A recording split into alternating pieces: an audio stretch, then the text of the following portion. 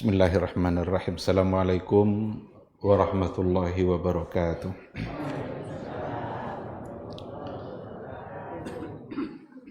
Innal hamdalillah nahmaduhu wa nasta'inuhu wa nastaghfiruh wa na'udzu billahi min syururi anfusina wa min sayyiati a'malina. May yahdihillahu fala mudhillalah wa may yudlilhu falan tajida lahu waliyyan mursyida. Asyhadu an la ilaha illallah wahdahu la syarikalah wa asyhadu anna Muhammadan abduhu wa rasuluh la nabiyya wa la rasula ba'da. Ikhwati fillah, ma'asyiral hadirin wal hadirat, Bapak Ibu kaum muslimin dan muslimat yang dimuliakan Allah. Mari sama-sama kita awali kajian kita dengan mengucapkan puji dan syukur kepada Allah Subhanahu wa ta'ala atas rahmat dan karunia Allah. Pada malam ini kita bisa bertemu, kita bisa hadir di majelis ilmu, kita bisa melangkahkan kaki kita ke rumah Allah. Tujuannya tentu saja adalah untuk beribadah. Kita berharap mudah-mudahan setiap langkah kita ke rumah Allah itu membuat dosa-dosa kita bisa terhapus dan pada saat yang sama meninggikan derajat dan kemuliaan kita di sisi Allah. Karena dalam sebuah hadis dikatakan oleh Nabi kita yang mulia, tidaklah seorang muslim melangkahkan kakinya ke rumah Allah tujuannya adalah untuk sholat atau untuk beribadah, kecuali dalam setiap langkah itu menghapus satu dosa dan sekaligus mengangkat satu tangga kemuliaan kita di sisi Allah. Melangkah sekali terhapus satu dosa, terangkat derajat. Melangkah lagi yang kedua kali, terhapus lagi satu dosa, terangkat lagi satu derajat. Semakin banyak langkah kita ke rumah Allah, maka semakin banyak pula dosa yang terhapus. Jadi benar-benar itu adalah rahmat dan karunia Allah ketika Allah mengizinkan kita untuk melangkahkan kaki itu. Dan tidak ada satupun ibadah yang bisa kita kerjakan kecuali memang kalau Allah yang mengizinkannya. Sekecil apapun kebaikan yang kita lakukan hanya bisa karena Allah yang memudahkan dan Allah yang telah mengizinkannya. Itulah sebabnya kita harus bersyukur, karena itu merupakan kebahagiaan dan kenikmatan yang diberikan oleh Allah Azza wa Jalla.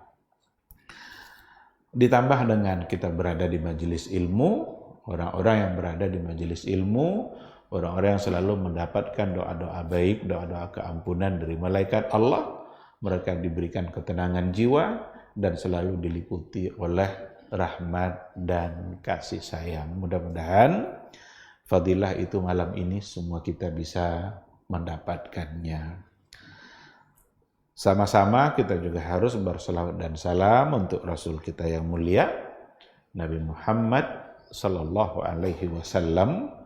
Allahumma salli ala Muhammad wa ala ali Muhammad. Mudah-mudahan kita semakin mencintainya, mudah-mudahan kita semakin merindukannya. Kita harus mencintainya karena beliau mencintai kita.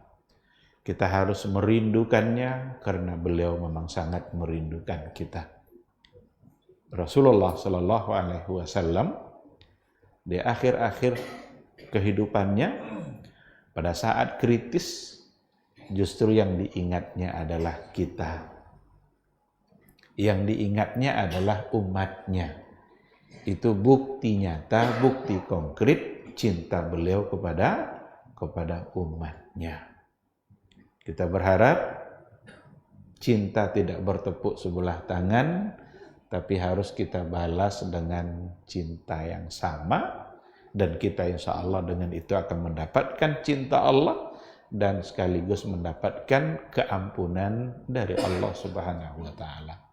Mudah-mudahan kita pantas untuk mendapatkan syafaatnya dan pantas pula untuk mendapatkan minuman yang langsung nanti dituangkan oleh Rasul dari telaganya.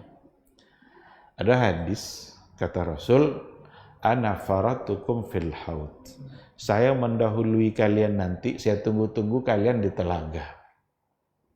Jadi di hari mahsyar itu Rasul mendahului kita sampai dia di telaganya, haud. Kita sering mendengar namanya dengan telaga Kautsar. Ditunggu-tunggulah oleh Nabi. Setiap yang datang diberi minum. Datang lagi satu, dikasih pula minum. Cina tidak dapat minuman dari Nabi. Betapa bahagianya kalau seandainya kita mendapatkan minuman yang langsung dituangkan oleh Rasulullah Sallallahu Alaihi Wasallam. Dalam hadis itu kata Rasul, man syariba minhu lam yazma abadan. Siapa yang kalau sudah meminumnya, dia tidak lagi akan merasa haus. Padahal padang mahsyar, cito yang dango dawak selomo ko itu orang awi sudah. Nyepane angek matuai dokek di hati kepala. Semua orang merasa kehausan. Tapi kalau sudah mendapatkan minuman itu, man syariba minhu lam yazma abadan. Kalau dia sudah meminumnya, dia tidak lagi merasa haus. Betapa bahagianya ketika kita adalah termasuk ke dalam orang yang mendapatkan minuman itu. Mudah-mudahan. Tapi ada orang yang diusir. Yang mengusirnya adalah para malaikat. Suhkan. Celaka kalian bu' dan pejawun. Apa kata Rasul, wahai para malaikat? Apa ada dihalau yang dunia? Ini kan umat dia rumah. Apa ada dihalau? Apa kata malaikat? Innaka la tadri ma ahdatsu ba'dak. Muhammad, engkau tak tahu apa yang telah mereka lakukan setelah engkau meninggal.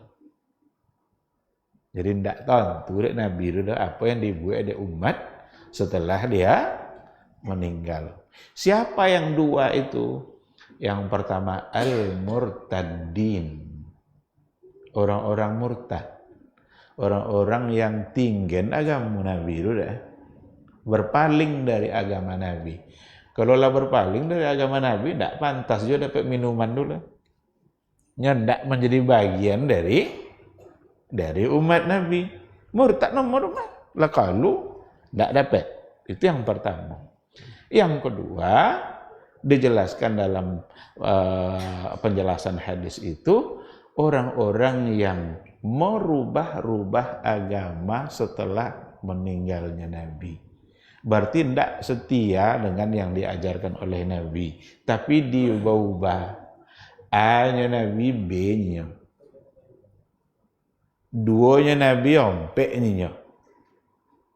Berarti dia telah merubah ketentuan Nabi, dan itu ternyata termasuk ke dalam orang yang diusir, dan dia tidak pantas untuk mendapatkan minuman itu. Mudah-mudahan kita adalah orang yang setia dengan sunnah Rasul, selalu berupaya untuk membuktikan cinta kita kepadanya, dan tidak pernah terjebak kepada perilaku-perilaku yang menjauhkan kita dari apa yang telah beliau ajarkan. Amin, amin ya rabbal alamin. Ikhwati fillah, ma'asyiral hadirin wal hadirat, rahimani Allahu wa iyyakum.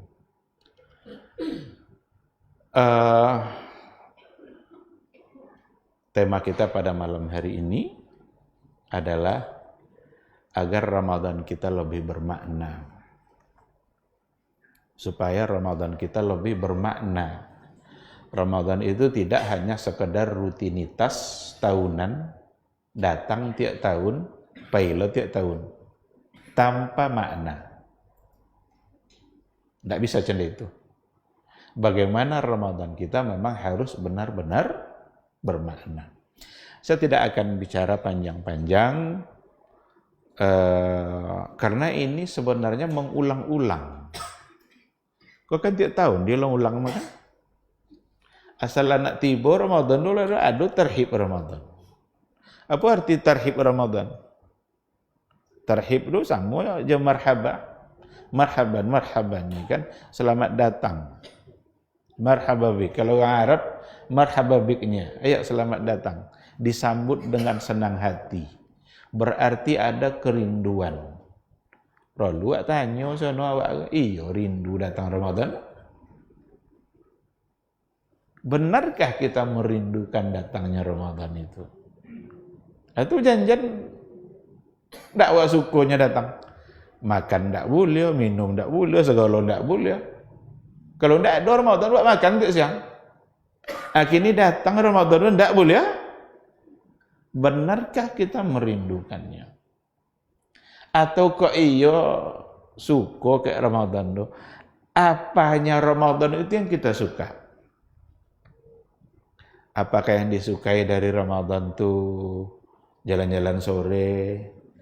Ya kalau tiba Ramadan tu sore ramai jalan-jalan sebui remaja, laki-laki, perempuan keliling-keliling. Atau jalan-jalan sudah subuh. Ya tidak ada itu di luar Ramadan sudah. Pas dalam Ramadan sudah subuh. Tadabur. Tadabur alam kata Pak Kades. Apa yang sedang kita rindukan? Atau awak sedang merindukan jajan-jajan yang banyak orang berjagal kalau la Ramadan.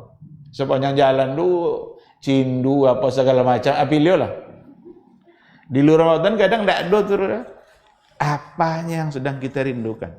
Kalau kita tidak mengerti, maka Ramadan kita tidak akan bermakna. Ramadan kita hanya sekadar rutinitas, tibonya, pailonya balik. Tanpa kita mengambil sesuatu manfaat dari datangnya Ramadan. Padahal untuk diketahui Ramadan itu dhaifun mudifun. Dhaifun itu arti tamu. Mudifun itu arti menjamu. Inyo tamu, inyo menjamu. Biasa kalau tamu, awak menjamu. Pemo tiba tamu di rumah. Awak yang menjamuinya, baiknya minum, baiknya makan. Alah makan pak. Lun lenyinya. Kok le ada nak di ben, sodian tu inyo. Makan alahnya minum lun lenyinya. Minum sodian. Kita yang menjamu. Tapi kalau Ramadan, inyo nan datang, inyo nan datang, inyo nan membaik. Apa yang akan dibayar? Itu harus buat tentu supaya Ramadan bermakna. Tapi kalau tidak tentu tu kan lewat aja tu.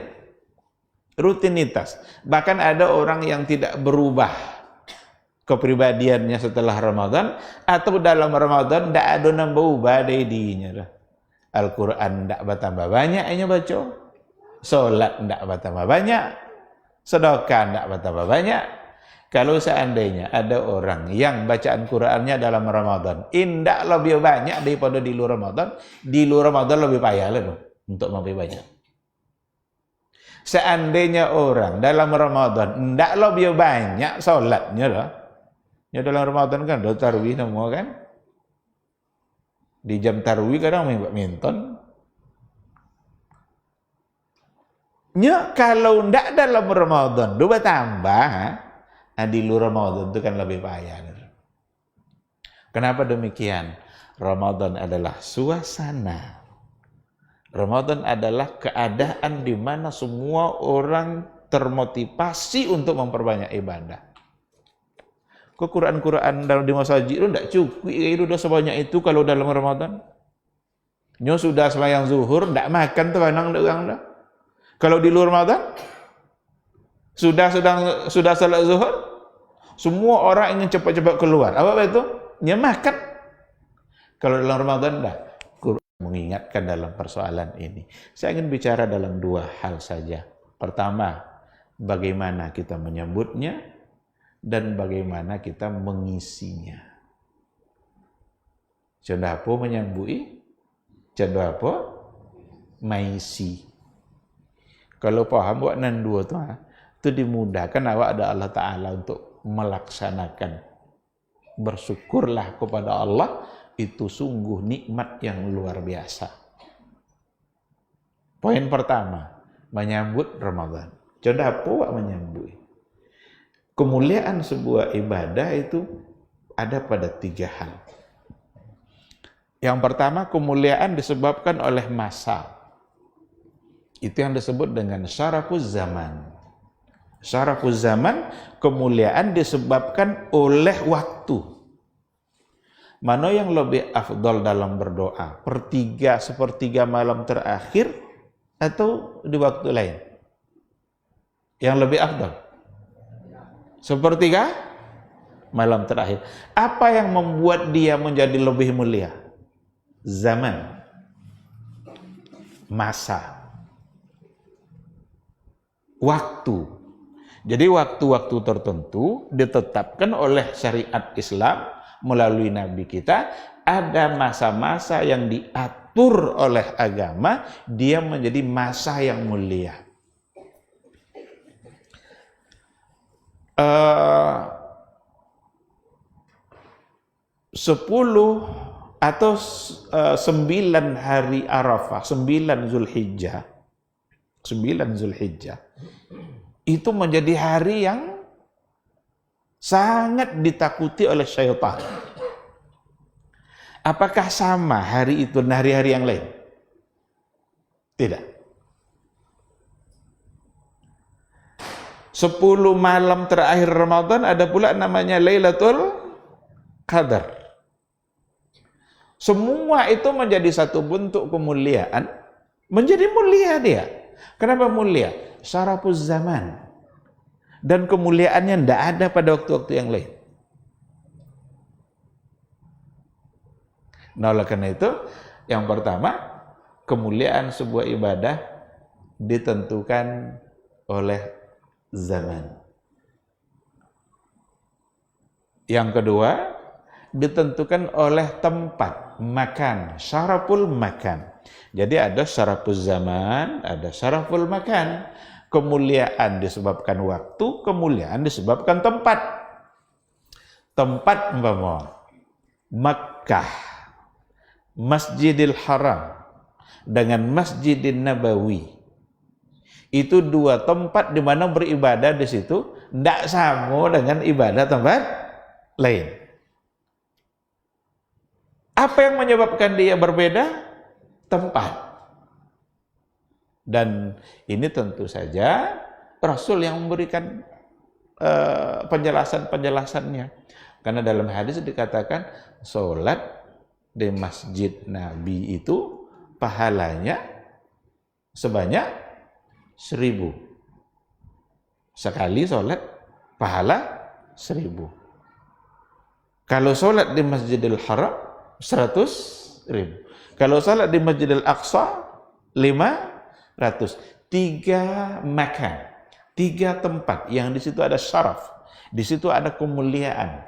Sebuah ibadah kalau dilakukan pada tempat yang mulia, maka dia akan berbeda dengan ibadah-ibadah yang lain. Salat zuhur kita di Masjidil Haram itu tidak sama aja salat zuhur di masjid-masjid manapun selain daripada yang 3 tadi itu. Syaraful makan. Tapi janganlah jadi alasan dek lapona pe haji atau lapona pe umrah. Kan banyak solat di bawah setan kan? Berapa kalinya solat di Masjidil Haram, berapa kalinya solat di Masjid Nabawi. Atau tiba di rumah sudah umrah ndak nak pergi sembahyang ke masjid lah. Apa itu? Nyala banyak. Lah banyak mah buat tangka kata umrah kalau banyak rumah. Ndak boleh macam itu dah. Apa sebab awak ada lah tentu dah awak dah. Dari nan banyak sebanyak nan awak buat dah. Pabuanan temo ada Allah Ta'ala. Lay gak temo ada Allah Ta'ala kesodo? Atau lay separuh? Atau sepertiga? Apa dah betul Pak Ustaz? Apa dak lo temo ada Allah Ta'ala? Janjan kurang ikhlas. Alun mulai tahu lewat foto dulu. Kiri kanan dua belakang depan Alun mulai beribadah dulu. Alun mulai buat foto dulu. Boleh tantu dah orang. Jangan-jangan tidak ikhlas. Jangan-jangan terpaksa. Jangan-jangan apa nyinyo je ibadah. Buat apa nyinyo. Ndak jono buat Nabi buat dah. Jangan-jangan. Oleh karena itu, jangan pernah kita merasa bahwa amal kita sudah sangat banyak. Caklah 2 kali setahun pergi umroh. Jangan pernah merasa banyak. Karena kita tidak tahu dari semua yang kita kerjakan, berapakah kira-kira yang benar-benar diterima oleh Allah. Jadi kalau pergi umroh jadi ada masuknya wajib untuk mengajak yang fadilah salat masjid Nabi tadi. Aku itu termasuk dia. Ikut mulai bertanya awak keliling kan? Kalau awak pergi kakin, niatnya untuk mengejar sampai umroh, awak ada niat untuk mengajak yang fadilah tadi. Itu ndak ria, ndak ria. Kita mengejar apa yang dijanjikan oleh Allah dan oleh Rasulullah. Nya Rasulnya salat akhiha yang akan dapat dek kalian. Tu pergi kakin untuk mengajau itu. Ndak ada masalah. Apakah itu tidak ikhlas? Ikhlas itu tidak menyalahi seperti yang tadi itu. Kita mengerjakannya karena Allah, sebab Allah dan Rasulnya yang menyampaikan seperti itu. Bolehkah kita beribadah berharap surga? Bolehnya, Allah menjanji. Oleh karena itu tidak mengapa. Justru itu adalah sebagai motivasi agar kita bisa mengerjakan dan bersegera ke sana. Oke? Dah? Jadi balik kepada apa yang kita bahas, syaraful makan. Kemuliaan disebabkan oleh tempat. Jadilah dia mulia. Kenapa kita masuk ke masjid ini tahiyat? Berarti syaraful makan. Kalau masuk ke aula akan terupati, ada tahiyat? Tak ada tahiyat.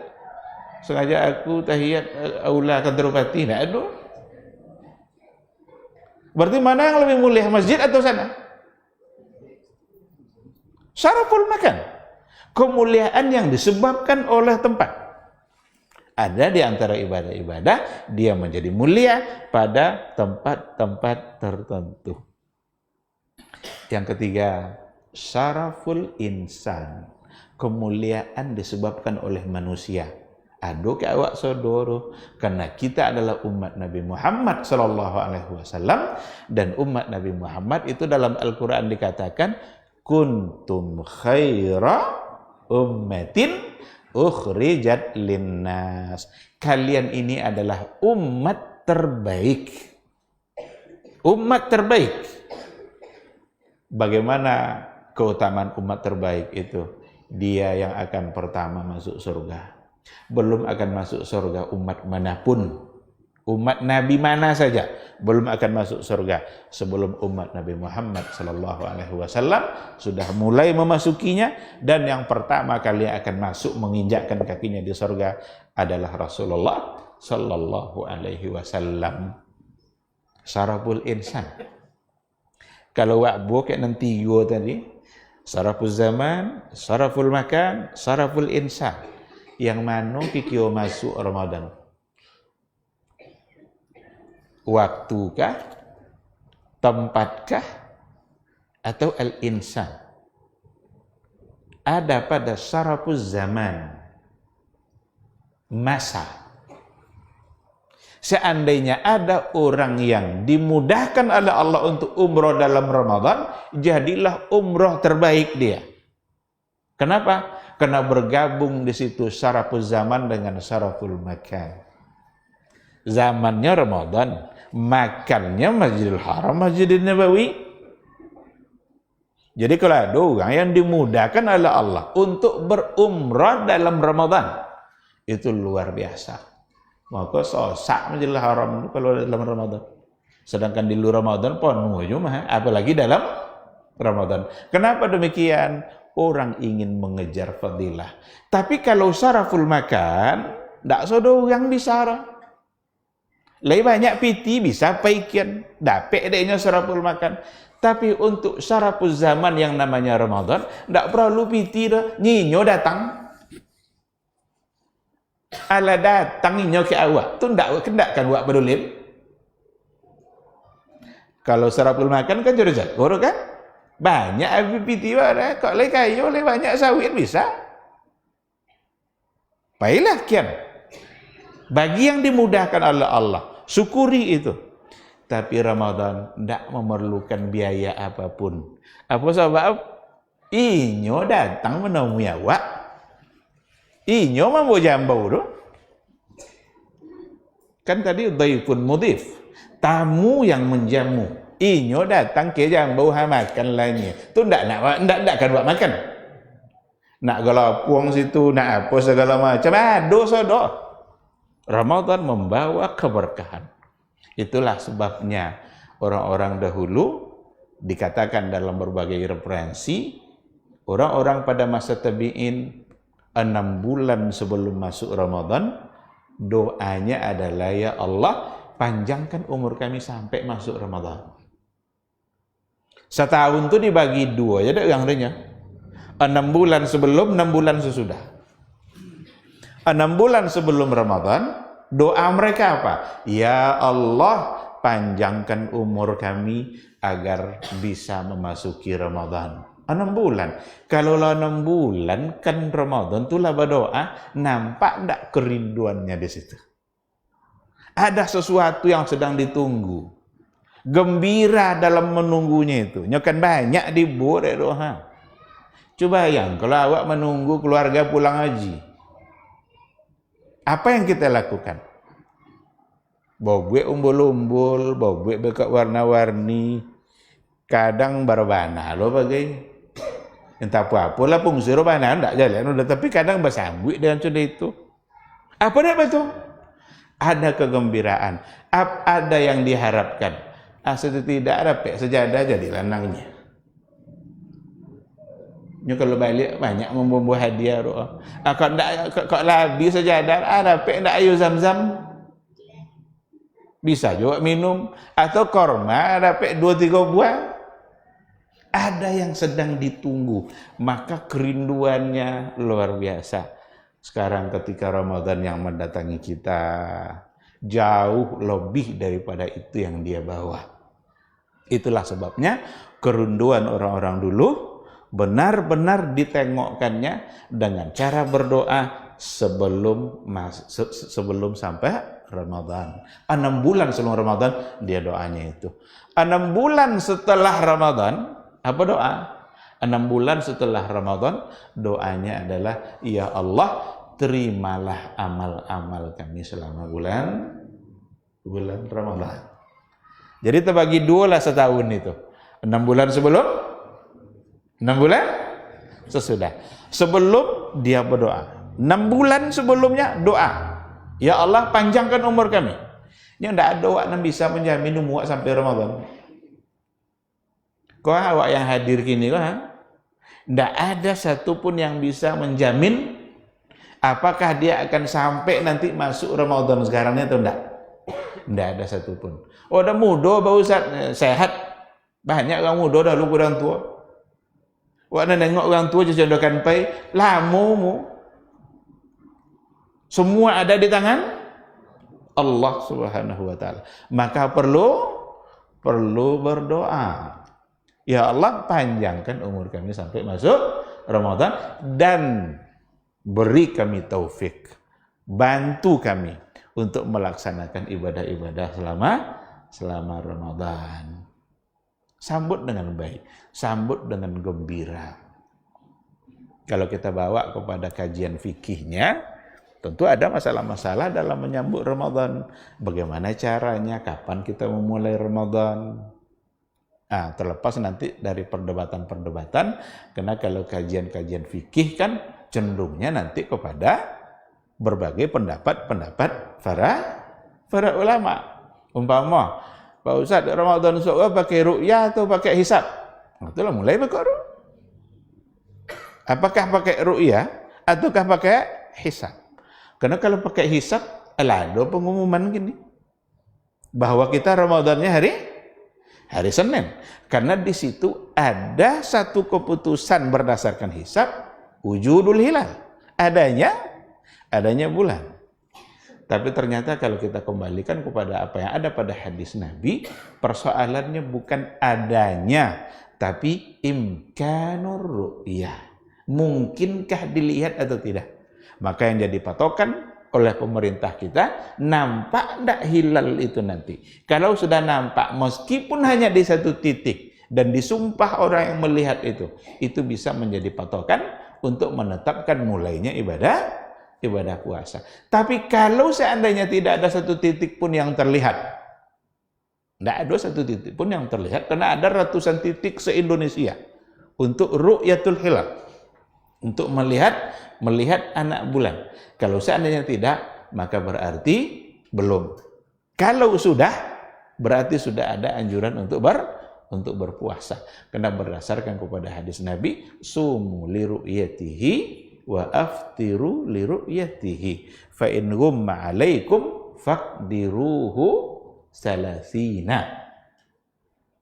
Puasalah karena melihat hilal. Berbuka pula lah karena melihat hilal. Maksudnya Idul Fitri, mengakhiri puasa. Dan kalau seandainya tertutup oleh awan, tak terlihat, faqdiruhu salasina, maka fa'akmilul iddata salasin, maka sempurnakan jumlah Sya'bannya 30. Kalau lah 30, itulah joleh esok pagi satu Ramadan. Karena bulan Arab tidak ada yang lebih dari 30. Nabi dalam hadisnya mengatakan asyahru hakaza. 3 kali tangan Nabi sendoko. Berapa jumlah itu? 3 kali sendoko. 30. Asyahru hakaza. Tapi kadang-kadangnya Nabi sendoko. Cik, 2. Ada sembunyiin cik ada. Berarti kadang-kadang 2. Kadang-kadang 29. Maka bulan Arab antara 30 dengan 20 dengan 29. Tidak pernah ada masanya bulan Arab Rabiul Awal 31 umpama. Tidak ada. Karena berdasarkan kepada hadis Rasulullah sallallahu alaihi wasallam. Ikhwati fillah. Kalau seandainya kita sudah menyambutnya dengan baik, dengan semangat benar-benar ingin untuk memasuki Ramadan. Mudah-mudahan kita benar-benar diberikan taufik oleh Allah, tinggal lagi kita memahami apa dan bagaimana cara mengisi Ramadan. Datanglah Abu Umamah bertanya kepada Rasulullah, ya Rasulullah, dullani ala amalin adkhulu bihil jannah. Hadis sebenarnya penggalan dari riwayat yang panjang. Karena dalam riwayat itu ada di antara mereka yang meminta kepada Nabi, ya Rasul, doakan kami mati syahid. Kalau kan bangkit, orang doa, ya Rasul, doakan kami mati syahid. Doa Nabi tidak mati syahid. Justru didoakan oleh Nabi, Allahumma sallimhum wa ghanimhum. Ya Allah, menangkan mereka dan jadikan mereka mendapat rampasan perang. Berarti tidak syahid doa mereka. Besok kan pai orang doa lo balik, ya Rasulullah, doakan kami agar syahid. Nyapa dek syahid doa boleh masuk surga. Dek ndak jo di doa dek Nabi dah. Berarti ndak jo boleh ndak mati sono kan. Yang sahabat tadi doa boleh mati tapi Nabi tidak mendoakan itu. Deklah diminta 3 kali ndak jo, barulah dia bertanya, ya Rasulullah, tunjukkan kepada kami bagaimana cara, amalan apa yang bisa kami lakukan supaya bisa masuk masuk surga. Dullani ala amalin adkhulu bihil jannah. Sampaikan ya Rasulullah, ada amalan apa biar kami bisa masuk surga? Apa jawaban Nabi? Alaika bis-saumi fa innahu la mithla lahu. Kalau itu yang kamu inginkan, alaika bis-saum, hendaklah kamu berpuasa, fa innahu la mithla lahu. Karena ibadah puasa tidak ada yang bisa menandinginya. La mithla lahu, tidak ada yang menyerupainya. Jawaban Nabi ini untuk satu pertanyaan, masuk surga, jawabannya puasa. Berarti kita sekarang sedang berada di ambang pintu surga itu. Cuma pokok sampai di depan pintu dah, leka masuk. Ya kau pintu kah? Lah sampai wak depan pintu kini kah? Karena Nabi bilang kau nak masuk surga puasanya. Kau masuk kan datanglah. Berarti sekarang kita di ambang depan pintu wak kini loh. Cuma kan masuk. Cukik depan pintu ya? Tidak. Agar kita paham, maka insya Allah kita sambung penjelasannya setelah udah masuk. Setelah azan insya Allah.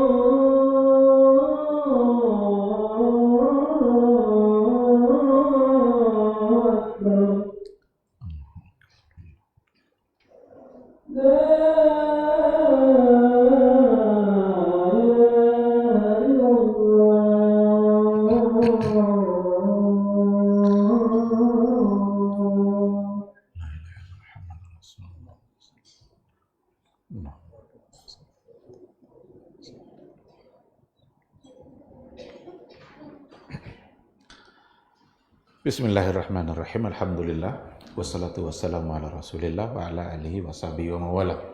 Ikhwati fillah, ma'asyiral hadirin wal hadirat rahimani Allah wa iyyakum. Kembali kita kepada jawaban Nabi ketika ditanya oleh Abu Umamah Al-Bahili tentang satu amalan yang bisa membuat dia masuk surga. Singkat saja jawaban Nabi, alaika bisawm. Hendaklah kamu berpuasa. Karena puasa itu la mithla lahu. Tidak ada yang menyamainya. Tidak ada yang bisa menandinginya. Kata tidak ada yang bisa menandingi, ini Nabi sedang menunjukkan fadilah dan keutamaan yang ada pada ibadah puasa. Yang memang menggiring kita menuju surganya Allah Subhanahu wa ta'ala. Berarti Ramadan itu sesungguhnya adalah pintu surga bagi kita. Mari kita lihat dari sisi mana kita bisa memahami bahwa Ramadan itu memang adalah, kata Nabi, cara untuk mendapatkan surga. Ada dari banyak hal. Yang pertama, di dalam Ramadan itu semua pintu surga dibuka lebar. Kalau sudah masuk Ramadan, dibuka, putihat abwabul jannah. Dibukalah pintu-pintu neraka. Wa ughliqat abwabu jahannam. Ditutup pula pintu-pintu neraka. Wa sulsilatis syayatin. Dan diikat, dibelenggu syaitan-syaitan itu. Kita ambil pada poin yang pertama. Futihat abwabul jannah. Apa aja pintu surga? Apa aja pintu-pintu surga? Ada pintu surga khusus untuk ibadah puasa. Dan Rasul yang bilang, ada satu pintu namanya Ar-Rayyan yang khusus itu akan dipanggil lewat di situ orang-orang yang berpuasa. Ada pintu surga itu bab as-sadaqah, dari bab sedekah. Ada dari bab bagaimana menjalin silaturahim. Berbagai ibadah-ibadah yang lainnya. Maka satu ketika di hadapan sahabat Rasul nanya, siapa di antara kalian yang hari ini berpuasa? Kata Abu Bakar, ana ya Rasulullah, dayannya. Nabi nanya lagi, siapa di antara kalian yang hari ini bersedekah? Apanya Abu Bakar? Ana ya Rasulullah. Siapa di antara kalian yang hari ini sudah mengunjungi orang sakit? Lagi-lagi Abu Bakar, ana ya Rasulullah. Tiap-tiap ada kebaikan sahabat dan Nabi yang menjawab Abu Bakar. Apa kata Rasul? Abu Bakar akan masuk surga dari pintu mana saja dia. Awak kok lah pasti dah cik je pintu jadilah lah. Tapi pasti dah. Ala cukup doh. Kalau Abu Bakar masuk surga dari pintu mana saja dia? Ketika Nabi mengatakan masuk surga dari pintu mana saja, berarti pintunya sesuai dengan amal-amal kebaikan yang tadi itu. Abu Bakar membuat itu. Betapa bahagianya seorang bernama Abu Bakar. Karena sudah dijamin masuk surga. Kebahagiaan kita tuh harus ada pada saat memang amal kita diterima oleh Allah. Apanya Umar bin Al-Khattab, kalaulah saya tahu ada satu amal saya yang pasti diterima oleh Allah. Cacik, tapi pasti diterima oleh Allah. Ketika itu saya sudah siap mati. Jadi kok ada lah doa suci amal pasti tidak temu Allah Ta'ala, tidak ada ragu. Kata Umar apa? Pada saat itu saya sudah siap untuk mati. Tapi kalau tidak ada yang pasti, bapak awak akan mati saja. Atau tidak ada yang pasti. Maka Ramadan saatnya pintu kebaikan itu dibuka. Maka wajarlah Nabi mengatakan pintunya atau amalan yang akan membawa kepada surga adalah puasa. Karena dalam Ramadan memang semua pintu surga itu dibuka oleh Allah. Yang kedua, ada satu hadis Rasul bilang begini. Man sama yauman fi sabilillah. Barang siapa yang berpuasa satu hari di jalan Allah, benar-benar karena Allah. Ba'ada wajhahu anin nari sab'ina kharifa. Allah akan jauhkan wajahnya dari neraka sejauh 70 tahun perjalanan. Jadi sehari itu, satu hari kita berpuasa di jalan Allah, benar-benar karena Allah, ndak ada campur sekenek dunia, ikhlas semata-mata karena Allah. Kita berpuasa di jalan Allah, ndak ada yang mendorong kita berpuasa kecuali cinta kita kepada Allah. Karena syariat Allah yang menganjurkan. Lalu kita laksanakan. Apa yang akan kita dapatkan? Dijauhkan oleh Allah dari nerakanya 70 tahun perjalanan. 70 tahun perjalanan itu berapa kilo? Ini tidak usah Nabi entah pakai kereta, entah pakai. Kalau 70 tahun pakai motor, tidak kena jauh. Tentu jauh berjalan kaki kan. Tapi yang jelas Rasul sedang menunjukkan keutamaan. Kalian akan benar-benar jauh dari neraka Allah disebabkan oleh ibadah puasa. Agaklah 70 tahun lah. Itu kalau satu hari. Ramadan itu ada 30 atau 29 hari. Berapa kira-kira jauhnya? Kalau orang sudah dijauhkan dari nerakanya Allah, maka pasti berarti kebalikannya apa? Masuk surganya Allah Subhanahu wa ta'ala. Dan itulah yang kita inginkan semua. Itu yang kita inginkan semua. Cita-cita tertinggi itu memang adalah harus masuk surga. Awak kalau mengajarkan anak awak, nah apa cita-cita awak? Ajarkan dulu cita-cita tertinggi, orientasi akhiratnya surga Allah. Jangan jauh dulu jadi polisi, jadi tentara, jadi dokter, jadi macam-macam. Karena cenderungnya yang diajarkan itu apa? Cita-cita.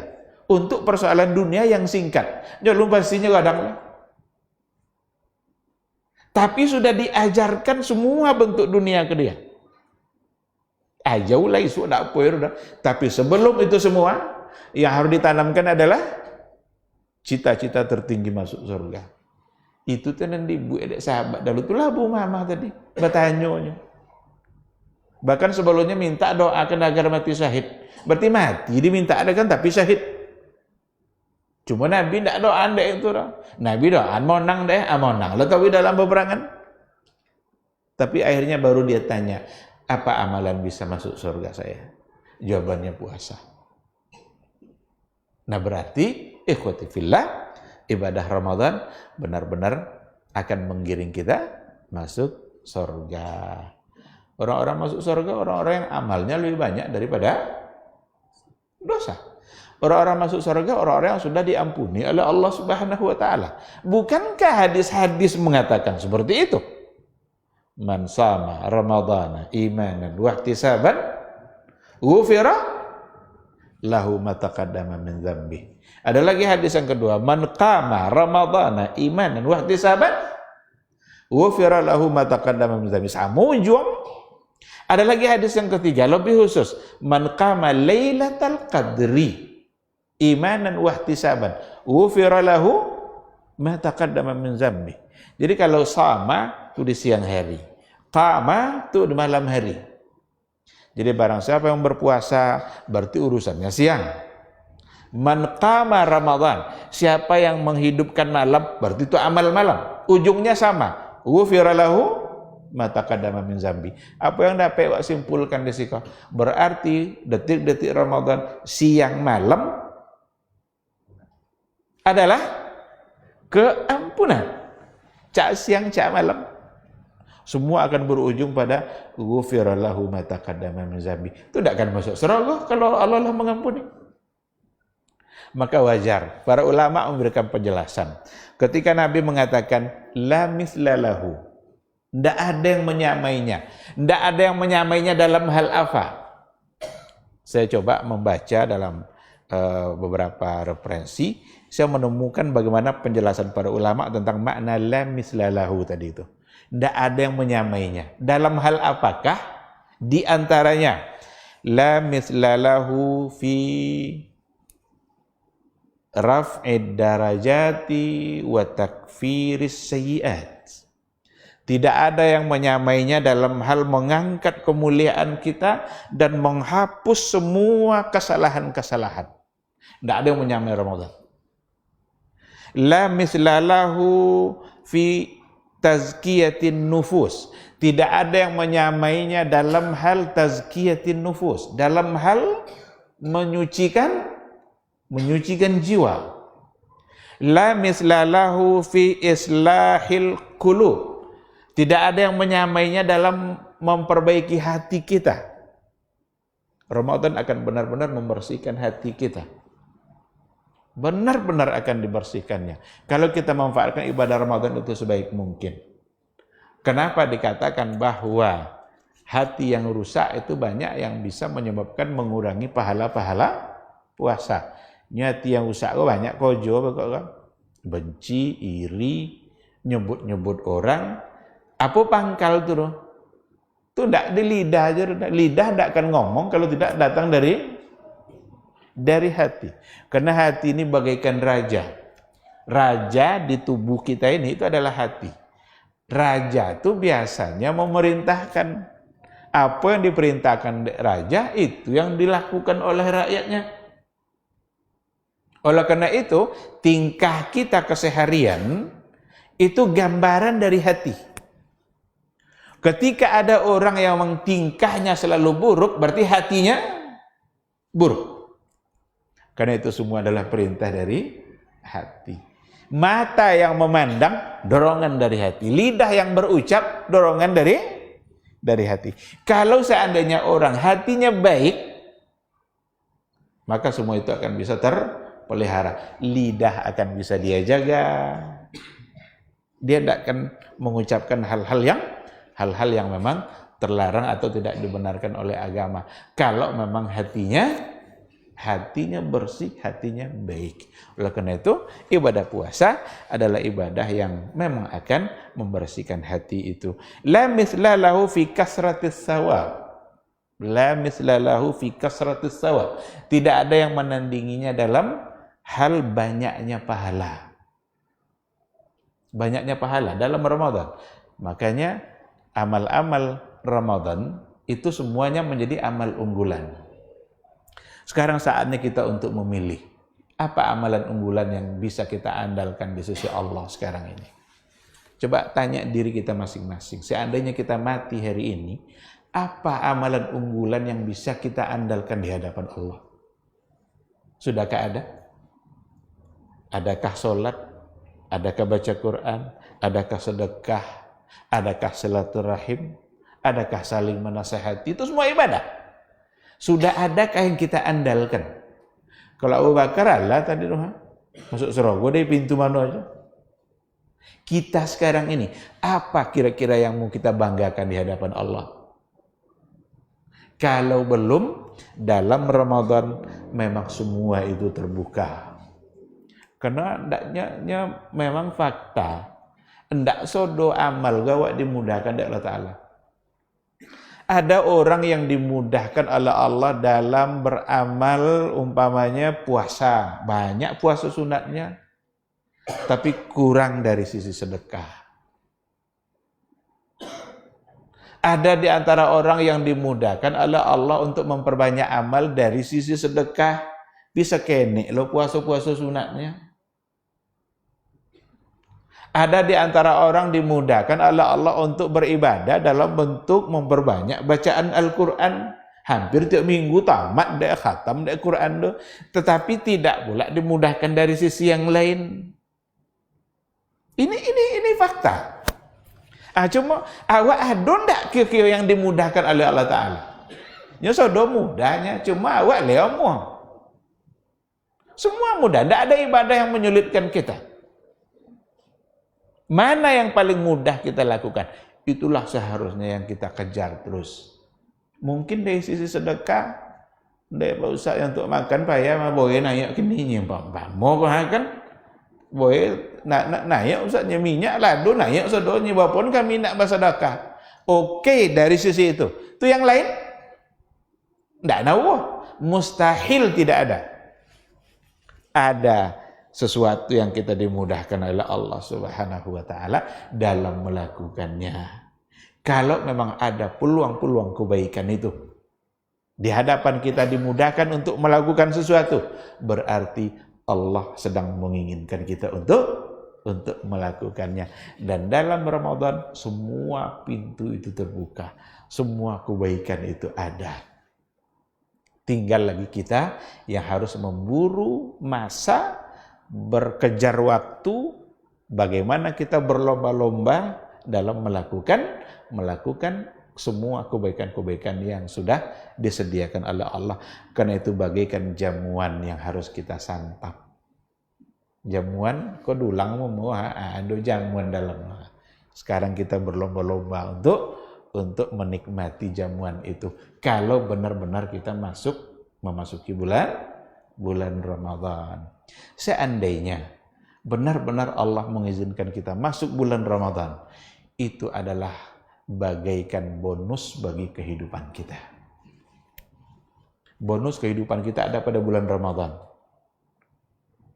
Karena akan menutupi semua kekurangan-kekurangan kita sebagai umat Nabi Muhammad, umat yang terakhir. Ini banyak kurang awak. Pertama, umur pendek-pendek. Umur umat Nabi dulu panjang-panjang. Nabi Nuh berapa umur? 950 tahun. Awak agak bayi umur sudah turun, bosan juga kan. 950 tahun. Jangan naik tahu ya gue tadi kan. Umur panjang lah. Tapi Nabi dulu segitu umurnya, ada yang 700 tahun, ada yang 300 tahun. Tapi kita ma baina sab'ina wa sittin, antara 70 aja 60. Itu hadis Nabi. Umur pendek-pendek. Hidup di zaman fitnah. Pintu dosa banyak. Apa itu? Banyak pintu dosa zaman umat Nabi Muhammad daripada zaman umat dulu. Semua dosa umat-umat dahulu ada pada masa umat Nabi Muhammad. Tak kumpul di situ. Kalau masa Nabi Lut, apa yang paling terkenal kesalahan masyarakatnya? Homoseksual, LGBT. Ada enggak zaman awak itu? Ada. Bahkan inginlah dianggap itu sebagai hak azazi. Kok sempatlah ketuk palu dewan doa LGBT hak azazinya. Sudahlah. Tunggu saja kemarahan Allah Subhanahu wa taala. Zaman Nabi Musa yang paling terkenal sihir. Bahkan sihir itulah sebagai kekuatan Fir'aun. Nya Tuhan nyanyinya tapi perlu tukang sihir. Itu aja lah nampak bahasanya tidak Tuhan kan? Kalau Tuhan tentu baga, tidak perlu tukang sihir kan? Ini tidak seorang raja yang mengaku Tuhan, tapi perlu kekuatan sihir. Zaman awal ada tidak sihir? Ada. Jadi berkumpul semua dosa-dosa umat dulu ada pada masa umat awal. Itulah kekurangan awal. Sudahlah umur pendek, pintu dosa banyak, hidup di zaman fitnah. Tetapi dengan adanya Ramadan, ini menjadi bonus. Bisa lebih panjang muawak daripada Nabi Nuh. Apa sebab? Satu malam Lailatul Qadar itu khairun min al-fishahrin. Lebih baik dari 1000 bulan. 1000 bulan do ya kikio 83 tahun, itulah hitungan orang. 83 tahun. Kini ada 10 kali Lailatul Qadar yang wak jalani. Dan benar-benar dimanfaatkan. 10 kali 83. 8 itu sama ndak aja umur dulu. Sama. Itu kalau 10, nyado lah 20 kali ke menjalani Lailatul Qadar. Ini sodo awak dapet senang Lailatul Qadarnya. Cuma awak sedang mengapo itu je lah. Ada Lailatul Qadar dapet jodeknya tapi nya setengah lolok. Ada Lailatul Qadar dapet jodeknya tapi nya tengah nonton bola. Dapet je Lailatul Qadarnya tapi tengah main domino. Ndak. Lailatul Qadar itu hitungan waktu. Kapan mulai malam? Malam bila mulai? Terbenam matahari. Bila berakhir? Hatta matla'il fajri. Itu yang disebut malam. Maka malam Lailatul Qadar berarti malam itulah, sepanjang itulah. Dan semua kita sebenarnya ada pada waktu itu. Cuma yang berbeda adalah sikap kita dan amalan kita. Apa yang sedang kita lakukan pada saat itu. Itulah yang akan membuat kita menjadi berbeda. Yang lebih parah lagi, ada orang yang malam Lailatul Qadar justru dia melakukan kemaksiatan demi kemaksiatan kepada Allah Subhanahu wa taala. Nah, maka jadi bonus bagi kehidupan kita. 10 kali je lah yang dijalani. Maka sudah menjadi 830. Karena satu malam Lailatul Qadar khairun min alfi syahrin. Lebih baik dari 1000 bulan. Baik, ikhwati fillah. Biar tidak terlalu lama, dan tadi katanya saya sudah menyalahi protokol sebenarnya ini.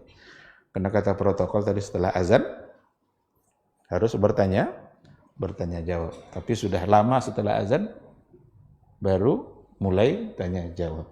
Maka saya cukupkan ya sampai di sini. Mudah-mudahan materi yang singkat ini ada semangat Ramadan yang bisa kita ambil. Dan satu hal memang kita harus berdoa terus kepada Allah agar dimasukkan ke dalam bulan Ramadan.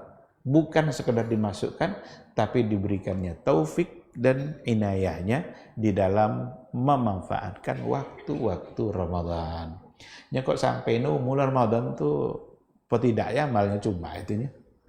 Mohon agar masuk Ramadan dan mohon kepada Allah agar diberikan taufik untuk beribadah.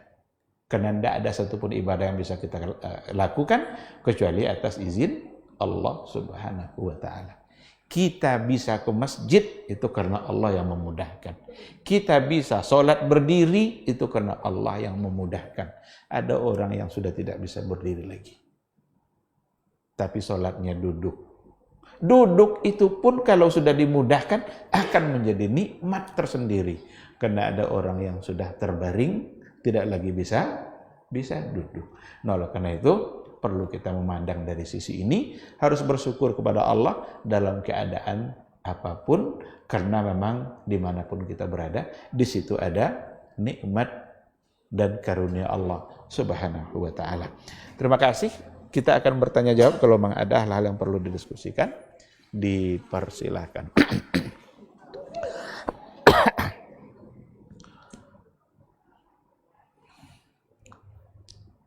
Silakan.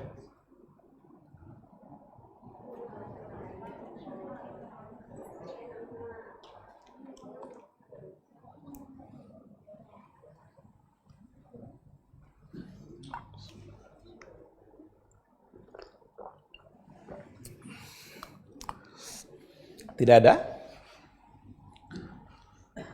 Wajar sebenarnya kalau tidak ada, karena bimbingan Ustaz Irfan ini tidak mungkin banyak lagi pertanyaan. Semua sudah terjawab oleh Ustaz Irfan. Ada? Silakan.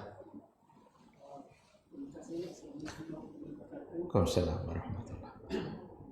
Jadi kami minta penjelasan saja,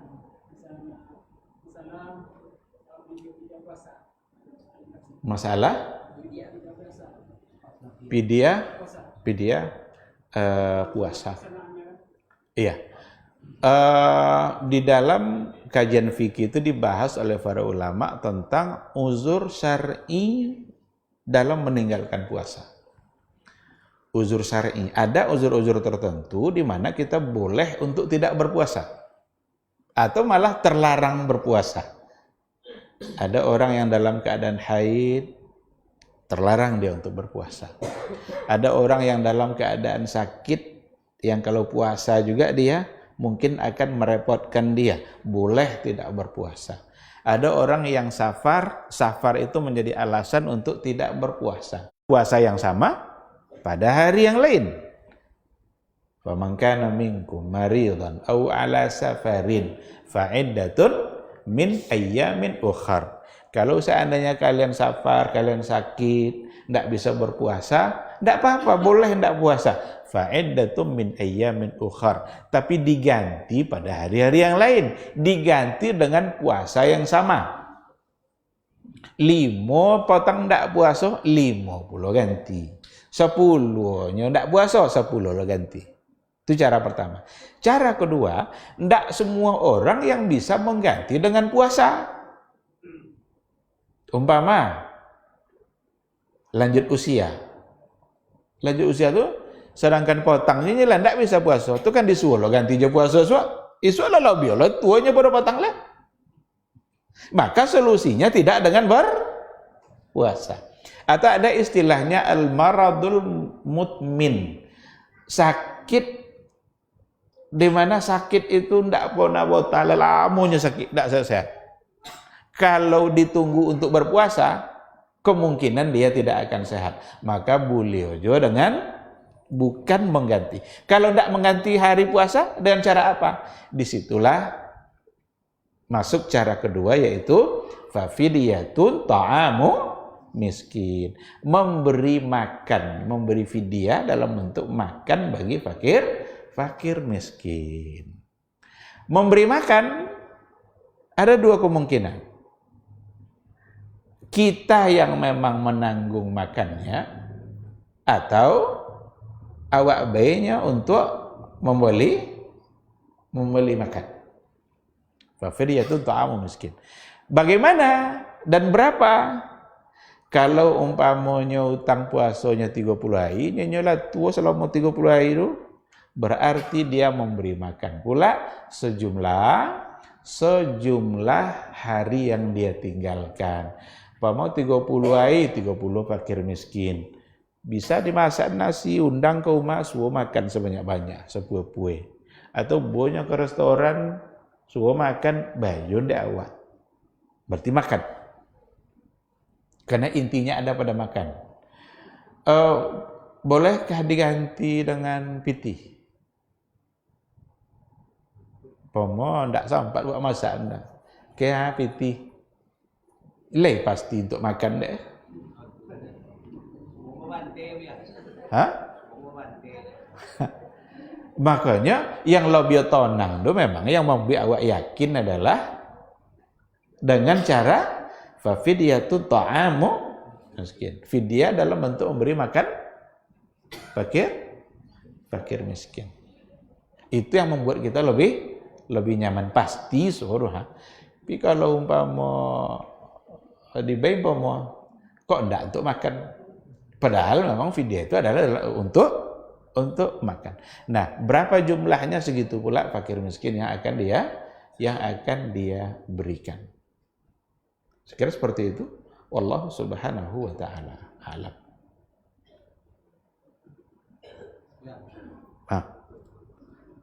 Ini dalam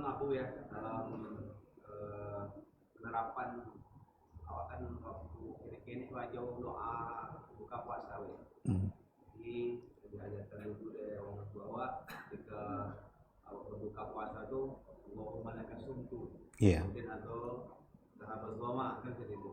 Jadi yang itu yang mana waktunya ya? Karena kalau tengok artinya ya, itu kan sebenarnya kan kita batalkan dulu puasa awal, baru kita berdoa. Itu selama itu kan bunyi mereka beduk atau serine lah pertama Allah malah kasumtu padahal jadi ini mohon dijelaskan biar kepada jemaah yang mana yang sesuai dengan faedah dan kaidah yang diajarkan oleh Nabi Rasulullah SAW. Iya, memang ada dalam beberapa riwayat Allahumma lakasumtu, ada yang singkat Allahumma lakasumtu wa ala rizkika aftartu, atau Allahumma lakasumtu wa bika amantu wa ala rizkika aftartu.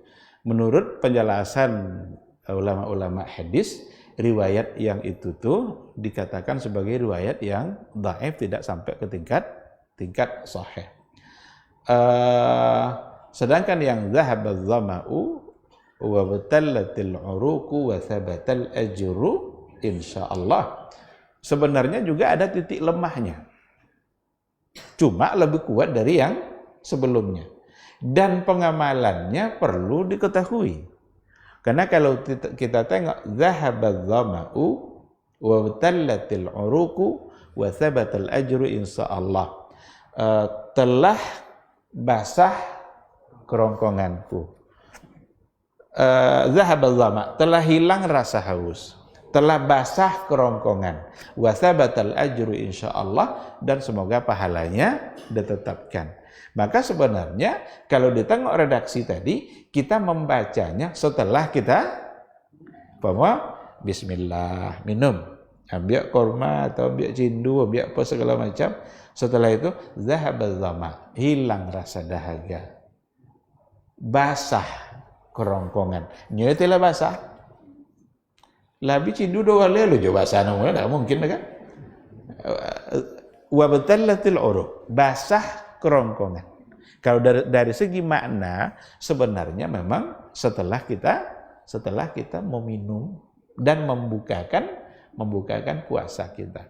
Tapi bagaimanapun itu redaksi-redaksi yang memang dipahami dan ada perbedaan. Kalau saya secara pribadi memang lebih cenderung untuk memakai yang zahaba dhama wa batallatil uruq. Karena dari segi statusnya walaupun juga tidak sampai ke yang paling tinggi tingkat sahihnya, tapi lebih tinggi daripada yang tadi. Adapun yang tadi, dan banyak para ulama, Imam Nawawi itu juga menyebutkan dalam buku-buku dia, dalam penjelasannya tentang riwayat yang Allahumma lakasumtu wa bika amantu. Cuma oleh sebahagian memang dianggap sebagai riwayat yang lemah, sehingga kalau ada yang lebih kuat, tentu yang lebih kuat itu yang dikedepankan. Allahu a'lam. Bu ya, berarti cukup dengan baca bismillah atau dengan ta'awudz saja Bu ya. Kita lalu minum, lalu baca doa tadi. Bisa? Bismillah. Kalau kan samillah wa kul biyaminik, bacalah bismillah, berarti yang lebih utamakan adalah bismillah, menyebut nama Allah sebelum kita membukakan diri. Ditambah lagi dengan hadis kullu amrin dzibalin la yubda'u fihi bismillah, semua perbuatan-perbuatan baik yang kalau tidak dimulai dengan bismillah fahuwa aqta, maka dia akan terputus di situ, terputus keberkahannya, qati'ul barakah. Sehingga bismillah, lalu kemudian kita minum, dan setelah itu zahabal dhama wa batallatil uruq wa thabata al ajru insyaallah. Wallahu a'lam.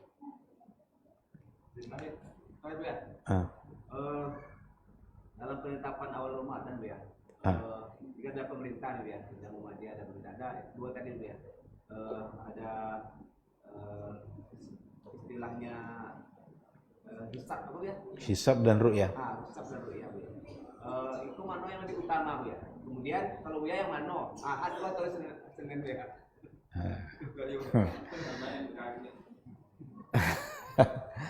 Kalau kita kembalikan kepada hadis yang ada, sumu li ru'yati wa aftiru li ru'yati. Puasalah karena melihat anak bulan. Berbuka pula lah karena melihat anak bulan. Maka yang harus diutamakan adalah ru'yah. Bahkan ulama-ulama terdahulu itu menukil bahwa dengan ru'yah itu sebenarnya adalah bisa disebut sebagai ijma'. Kesepakatan untuk memulai Ramadan itu dengan ijma'. Dengan ru'yah disepakati sebagai cara untuk memulai Ramadan. Karena hadis Nabi mengatakan seperti itu. Adapun hisab itu patokannya bukan mungkin untuk dilihat, tapi adanya sudah ada belum hilal. Ada itu belum pasti bisa dilihat. Berarti dia belum wujud dalam bentuk dilihat. Sama dengan bayi yang ada di dalam janin, alado bayi itu tolong. Dalam janin seorang ibu. Alado janin itu kan. Tapi sudah bisa dilihat belum? Dengan mata langsung. Tidak pakai alat-alat dah. Nyalun lahir lah kan. Apakah janin sudah ada aturan-aturan hukum? Janin apa harus dibayarkan zakat fitrahnya? Ini lado kan, tapi ada ketentuan hukum lah. Oleh karena itu, sekadar ada saja, maka belum jadi patokan hukum. Nanti kalau sudah mungkin dilihat, barulah ada. Karena intinya ada pada mungkin dilihat. Bahkan dalam hadis itu, fa'inhum ma'alaikum, jika tertutup awan, tidak nampak. Hanya karena tidak nampak. Tapi lado atau belum? Hilal itu lado atau belum? Sudah, cuma tidak bisa terlihat. Tidak bisa terlihat saja, padahal sudah ada, maka belum puasa. Nah, cukupkan jumlahnya 30. Siapa tahu kan ada awan dan lain sebagainya, sehingga tidak ada satupun yang bisa melihatnya. Nah, oleh karena itu, yang diutamakan tentu saja adalah ru'yah, bukan hisab. Kalau saya secara pribadi ikut ru'yah yang ditetapkan oleh pemerintah, waliul amr. Karena yang ada beberapa hal yang hanya berhak menetapkan pemerintah, seperti kewajiban berperang pemerintah, masuknya bulan Ramadan pemerintah, berhentinya sholat Jumat karena ada alasan syar'i itu pemerintah. Jadi tidak bisa oleh yang selain dia. Buat apa gunanya ada pemerintah? Oh Pak Ustadz, pemerintah itu kan macam-macam bla bla bla bla nya kan tayo tandanya umpama itu urusannya. Kalau dia main-main dalam ru'yah itu lah nampak bulan luar sabu hijau, ndak ada. Dosa ada sama dia. Kan doa macam itu pakai kan? Ndak bisa yo tandanya. Nah, oleh karena itu beberapa hal tadi itu semua harus ditetapkan oleh pemerintah. Kalau tidak, kacau masyarakat. Di negara lain bukan ndak ada ahli hisab.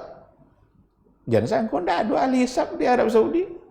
Hebat loh ahli hisab orang berawal. Tapi kata kunci dalam memulai Ramadan pemerintah. Di Maroko, kalau alun puasanya Raja Maroko berdasarkan nanti masukan-masukan dari Wizaratul Auqaf, ada Kementerian Wakafnya, kalau Kementerian Agama, nanti disahkan oleh Raja. Jangan coba-coba ada yang memulai, masuk penjauh langsung. Maka puasanya menjadi seragam. Kayak awal apa dan tidak bisa seragam. Nah, ini kan hak azazi, asalnya saling menghormatinya. Ada terikat duai lah mulai puasa. Itu boleh aja ada pemerintah. Jadi tidak ada ketegasan. Karena dibolehkan ormas-ormas untuk menentukan bilonya nak puasa. Ada nanti itu tarikat apa namanya itu, ada di Makassar, ada di Sumbar. Dua dulu, bukan puasa senayannya satu mulai. Ini mungkin langsung pengen nengok bulan katitan enggak ini kan? Ini kan bisa tabang katir makan. Nah, maka hal-hal yang seperti itu sebetulnya mesti ada ketegasan pemerintah. Jangan bolehkan. Tapi karena tidak ada ketegasan itu, maka terjadi. Sekira seperti itu. Wallahu subhanahu wa ta'ala alam. Tentang fidyah tadi. Kan fidyah itu dibayar sebanyak jumlah puasa dan sebanyak itu pula fakir miskin yang lebih baik. Selama kan kebanyakan kadang-kadang tabwe ditumpuan satu tompet. Kadang-kadang punya pijat 30, puasa 30, dipen ke suang fakir aja. Kadang-kadang tabwe sunat puasa dibagi 2. Berarti 5 boleh untuk miskin kok, 5 boleh untuk suang miskin kok. Berarti kan seharusnya kan 30 loh saja miskinnya. Yang sebaiknya yang mana? Kemudian yang kedua, membayunya kok dalam bulan puasa kah? Sudah puasa saya itu tidak ikut awak bayu malam tu kali atau besok dikumpulin yang 30 walau sudah yo. Acara apa yang sebenarnya yang lebih baiknya? Iya. Untuk yang pertama, yang lebih baik itu adalah sesuaikan dengan jumlah hari. Adapun satu fakir miskin untuk 30 hari itu dalam kajian-kajian ulama mazhab itu takwil ba'id. Pentakwilannya jauh. Mengambil takwil ba'id itu kurang baik. Tapi bisa dimaknai seperti itu kan. Nya 30 aja rumah, cuma seorang orang. Unsur silaturahimnya cik orangnya, seorangnya. Kalau 30 orang, dia sedang menjalin keakraban dengan 30 orang. Dan lebih banyak yang merasakan. Nya kok miskin juga, apa dek seorang kau aja bayar 30 ah? Ikut nak makan juga. Kalau karena itu yang lebih baik adalah ketika 30, maka 30 pula fakir miskinnya. Kecuali kalau tidak ada fakir miskin lah di kampung tu. Umpama alhamdulillah Pak Ustaz, kampung kami orang lah senang-senang 5 aja nang fakirnya. Nah, karena 5 tadi. Kalau memang macam itu keadaannya. Pican do payah encik kampung yang 5 orang fakir. 5 orang kaya mungkin enggaknya, tapi kalau 5 orang fakir payah. Secara fakta di zaman kita sekarang ini. Jadi kalau memang kandung sehari atau sekali makan. Iya, ada yang menafsirkan begini kan, kalau inya ndak puasa kan inya bekok sarapan, makan siang, makan malam. Berarti awak bekok belo 3 kali? Ndak. Sekali dengan sekali makan. Cukup dengan sekali makan. Bisa? Nya makan rumah. Yakin wak lah sampaikan ke Pak nasi.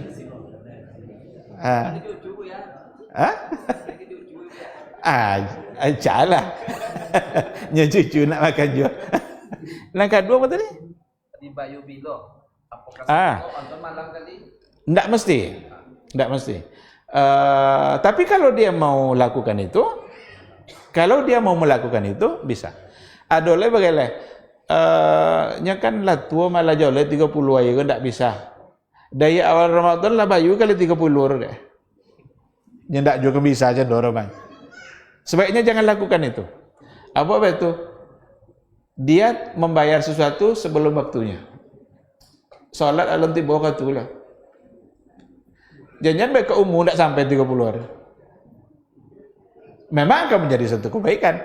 Tapi nanti ketika dijadikan sebagai kewajiban membayar, tentu ada kaitannya dengan hal-hal yang lain. Jadi sebaiknya memang kalau nanti setelah Ramadan bisa dia bayar berapa jumlahnya, begitu biasa dilakukan. Wallahu a'lam. Tapi kalau seandainya ada yang berkeinginan untuk seperti itu, sehari ini tidak puasa, tapi kok malam dicai dek orang pemohon untuk sebagai fidyah bayaran dari yang tadi dia tidak berpuasa. Insya Allah dengan cara seperti itu tetap dapat bisa dibenarkan. Wallahu a'lam.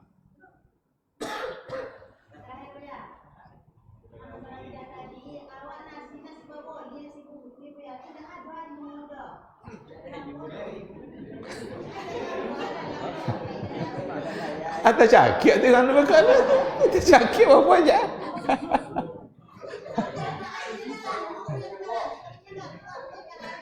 Asal dia ngayu malah. Biasa ada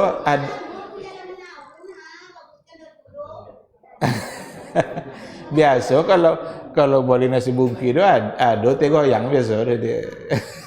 Ada di ayu putih. Insyaallah mudah-mudahan utangnya sudah selesai. Tapi seharusnya tentu Biayanya kalau ayu dua ada yang sedo di rumahnya. Cuma nasi bungkui yang kadang tidak ada di rumah. Kalau ayu sekedar ayu putih, insya Allah di sodo rumah ada. Pi nasi bungkui belum tentu ada di sodo rumah. Itu. Allah a'lam. Silakan. Kalau seorang yang meninggal melaksanakan berpuasa dalam 30 hari dan usia Seorang meninggal, yang meninggal walinya membayarnya. Jadi kalau seandainya istrinya meninggal, jadi suaminya membayar hutangnya itu hutang yang tinggal atau selama 30 hari. Kamu meninggal 50 hari. Jadi yang dibayar itu 50 aja atau sesuai dengan hutang. Tentu yang dibayar sesuai dengan hutang. Bukan dihitung nanti 30 lagi. Umpamanya dia sudah tua, seminggu puasa meninggal. Berarti 7 hari inilah yang akan dibayarkan. Fidyahnya bisa dari keluarga dia, dari ahli waris. Gitu. Wallahu subhanahu wa ta'ala alam. Jadi tahun 30. Baik, masih ada, kalau enggak kita cukupkan sampai di sini insyaallah. Baik, terima kasih. Mudah-mudahan apa yang kita bahas pada malam hari ini setidaknya ada sedikit ilmu bekal kita untuk memasuki bulan Ramadan. Mudah-mudahan sehat-sehat semua, dipanjangkan umurnya oleh Allah dan diberikan taufik kemudahan untuk memperbanyak amal saleh selama bulan Ramadan, dan mudah-mudahan semua amal kita diterima oleh Allah Subhanahu wa taala. Yang benar yang saya sampaikan itu semata-mata bimbingan dari Allah, tapi kalau ada yang salah dan keliru itu karena kelemahan ilmu, kekurangan ilmu, mohon untuk dimaafkan dan semoga Allah juga mengampuninya. Terima kasih. Subhanakallahumma wabihamdika asyhadu an la ilaha illa anta astaghfiruka wa atubu ilaik. Wassalamualaikum warahmatullahi wabarakatuh.